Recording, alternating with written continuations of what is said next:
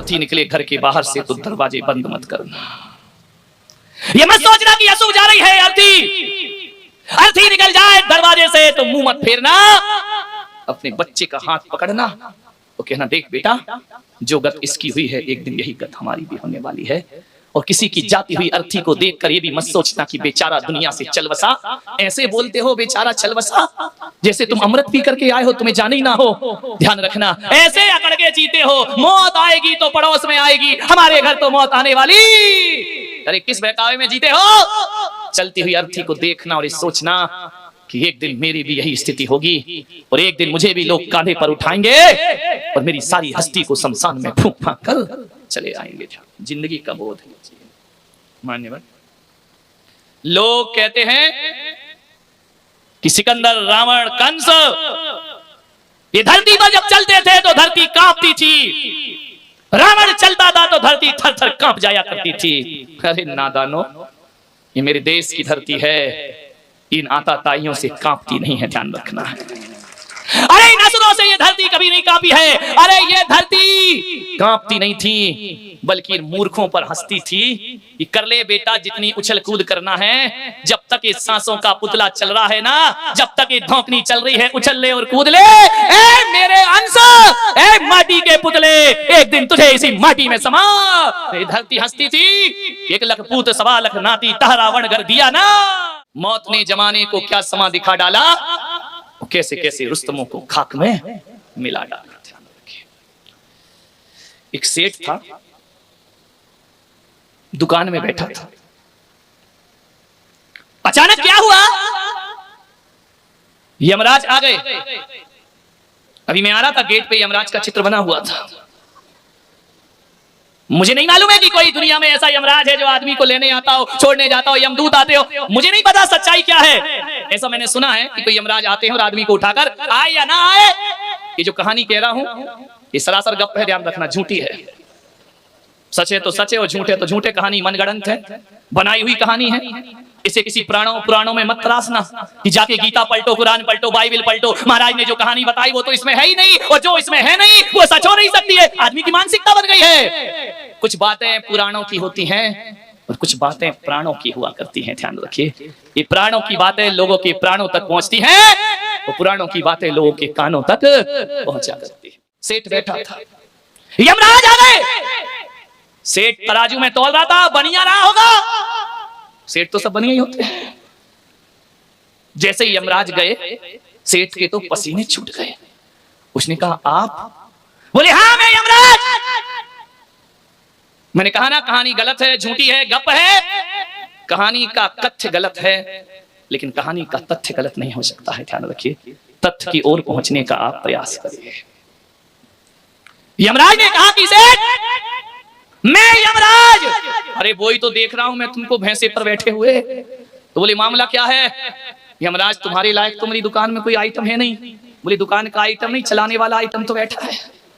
बोले मामला क्या? देखो यमराज मुझे प्लीज अभी मत ले चलो। अरे बोले घबरा मत सेठ, मैं तुझे लेने नहीं आया हूँ, मैं तुझे टेर देने आया हूँ, मैं तुझसे दोस्ती करने आया। अरे बनिया ने कहा दोस्ती? बोले हाँ। बोले यार बनिया ने सोचा कि दोस्ती और यमराज से दोस्ती, ये तो लफड़ी वाला मामला है। यमराज ने कहा देखो बनिया, सारी दुनिया मुझसे डरती है। किसी की शादी में चला जाऊं तो लोग मुझे अशुभ समझते हैं, कहीं चला जाऊं तो लोग मुझे गालियां देते हैं कि मौत आ गई। मेरा कोई मित्र नहीं है इस दुनिया में, सबसे अलग थलग पड़ गया हूं मैं, मेरे से कोई दोस्ती नहीं करता है। अब यमराज से दोस्ती कौन करेगा? बोले मैं चाहता हूं कि इस दुनिया में मेरा भी एक मित्र होना चाहिए। बनिया ने कहा हम ही मिले तुमको, किसी सिंधी की दुकान में चले जाते, मेरे पास आना था तुमको। बोले बोलो यमराज क्या चाहते हो? बोले मैं तुमसे दोस्ती करना चाहता हूँ। बोले पक्का बताओ, झूठ नहीं बोलना। यमराज ने कहा मैं यमराज हूँ, अपने जैसा बेईमान क्यों समझता है? तू बेईमान बनिया, मैं थोड़ी बेईमान, मैं तो दोस्ती करने आया हूँ। तो बोले पक्का? बोले बिल्कुल पक्का। बोले दोस्ती समझो? बोले समझो। यमराज ने कहा मिला हाथ, बनिया ने कहा दूर से। तुमको पकड़ने का मतलब है कि चलो। अरे यमराज बोले यार तू मुझ पे विश्वास कर, मैं तुझे नहीं ले जाऊंगा। तो बनिया ने कहा एक बात बताओ, अब तो तुम और हम दोस्त हो गए। बोले हो गए। बनिया ने कहा बताओ दोस्ती में फायदा? अब बनिया तो बाप बड़ा ना भैया, एक्सपीरियंस बोल रहा है तुम्हारा। देखो यहाँ बैठ के भी सबसे बड़ा रुपया। ध्यान रखिए, बनिया को तो नोट से मतलब है, किसी से कोई लेना देना नहीं है, बनिया को तो पैसा मिलना चाहिए। बनिया ने कहा, मित्र तुमसे दोस्ती करने में फायदा क्या होगा? अरे यमराज ने कहा, यार तू पागल है क्या? दोस्ती भी फायदे नुकसान के लिए की जाती, तू दोस्ती कर रहा है कि धंधा कर रहा है? बोले यार दोस्तों को फायदा तो मिलना चाहिए। यमराज ने कहा, समझ गया बनिया क्या कहना चाह रहा है। यही कहना चाह रहा है कि जब भी आओ तो पड़ोसी को ले जाना, मेरे लेने का नंबर कभी नहीं जाना। यमराज ने कहा, बोले बनिया क्या चाहता है? बोले मैं ये चाहता हूँ। बोले बोल सेठ क्या इच्छा है तेरी? बोले तुम तो समझ गए होगे, अंतर्यामी हो। बोले देखो सेठ, आरजू खुदा से करो बंदे से नहीं, और दोस्ती हमसे करो धंधे से। तुम्हें ले जाना मेरा धंधा है, यदि घोड़ा घास से दोस्ती करेगा तो खाएगा क्या? बोले तुम्हें लेकर के तो मैं जाऊंगा, लेकिन आज नहीं ले जाऊंगा। सेठ ने कहा, यार बख्शोगे नहीं? बोले नहीं, ये तो दुनिया की रीत है, बड़े बड़े महापुरुष भी आए तो वो भी काल के गाल में समा जाते। तो बनिया ने कहा, एक काम करो, तुम लेने आओगे? बोले पक्का। बोले यार तुम्हारी एक सबसे गंदी आदत है, तुम कहीं भी आ धमकते हो। किसी की बारात में जा रहे वहीं आ जाओगे, घर में खुशियां हो रही वहीं आ जाओगे, मंदिर जा रहे वहीं आ जाओगे, और कभी कभी तो तुम ऐसा करते हो कि दूसरों को जलाने जाओ और खुद के जलने का नंबर आ जाता। बोले यार थोड़ा सिस्टम सही करो। बोले क्या सिस्टम? बोले तुम मेरे दोस्त हो। बोले दोस्त हो। तो बोले यार आने के पहले कोई खबर अबर दे देना मुझे।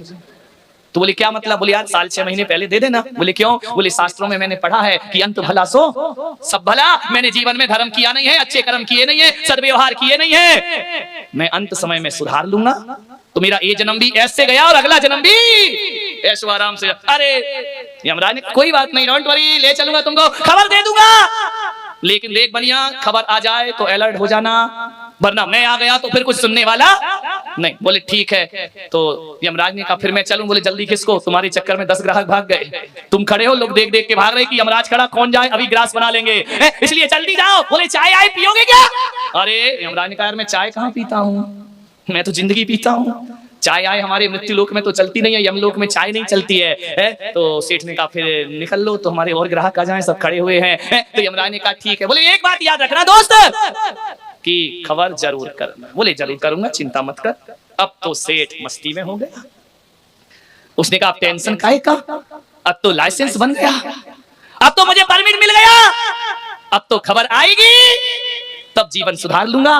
पहले तो थोड़ा धर्म कर ही लेता था। सेठ ने कहा अब तो ऐशो आराम करो, खाओ पियो मौज मस्ती करो। रात में खाने लगा, आलू खाने लगा, प्याज खाने लगा, मंदिर जाना भूल गया, होटल जाना शुरू करे, बहुत मौज मस्ती कर लो, नरम नरम गरम गरम तरम तरम सब आने दो, जो देखो जब देखो तब खाए पिए ऐश करे। सुरा सुंदरी का शौकीन हो गया सेठ बुढ़ापे में, जिंदगी बिगाड़ ली। बस यही बात थी उसके मन में कि अंत सुधरा तो, और अब तो अंत सुधरेगा ही सुधरेगा, क्योंकि यमराज आने से पहले एक आध चिट्ठी तो भेजेगा ही भेजेगा। भूल गया, ध्यान रखना, जब जब आदमी मौत को भूलता है जिंदगी के सफर में कदम लड़खड़ा जाते हैं। ध्यान रखिए, जो मौत को याद रखता है कदम संभाल संभाल करके उठते हैं। ध्यान रखना, अभी तुम्हें पता चल जाए कि तुम्हें सांझ ही मरना है तो क्या शराब पी सकते हो तुम? अभी पता चल जाए कि आज तुम्हारी जिंदगी का आखिरी दिन है तो क्या मांसाहार कर पाओगे तुम? क्या रंगरलियां मना पाओगे?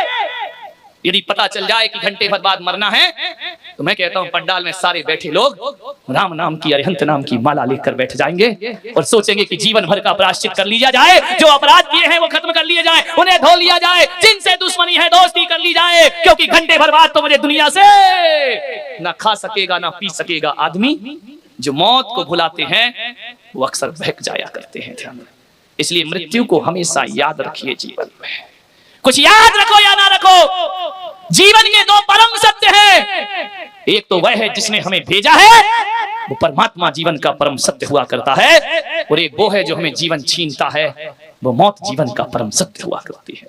भूल गया सेठ। एक दिन यमराज आ गए, उन्हें कहा सोए सेठ।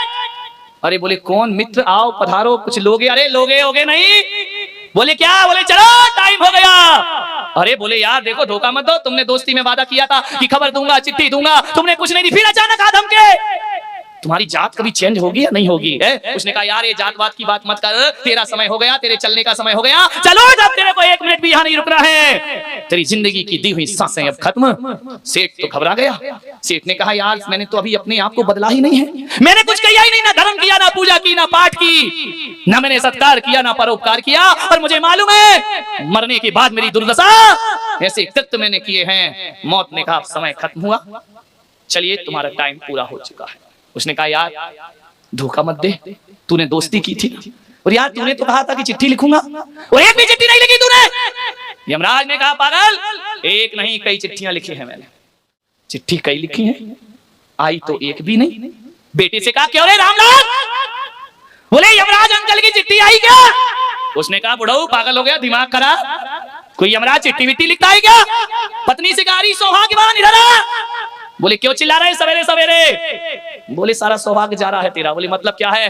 बोले वो चिट्ठी बता जो पोस्टमैन देके गया था। अरे बोले कोई चिट्ठी विट्ठी नहीं, जीवन में ऐसे काम किए कोई तुमको चिट्ठी लिखेगा? लोग तो तुम्हें गाली देने को तैयार नहीं है, तुम चिट्ठी की बात कर रहे हो। अरे बोले तू ज्यादा बकबक मत कर, जिंदगी के हिसाब किताब, जिंदगी खतरे में पड़ी है। बोले यमराज की चिट्ठी आई थी क्या? बुढ़िया ने देखा कि बुढ़े का ऊपर का माला खराब हो चुका है। यमराज से कहा कि देखो मैं झूठ बोल सकता हूं, पत्नी झूठ कैसे बोलेगी, बच्चे झूठ कैसे बोलेंगे?